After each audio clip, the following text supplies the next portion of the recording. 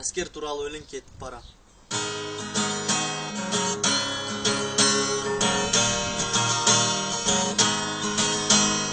Кетіп барам, мен бүгін ауылымнан, алыс жаққа, досы мен бауырымнан. Міне, пойызда жүргелі тұр, алдымызда армия күтіп отыр.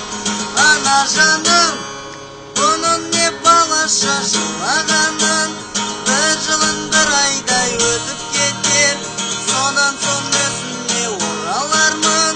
Достарым-ай, біздерде әрқашан еске алыңдар, біз үшін тойларда дос көтеріп, біз үшін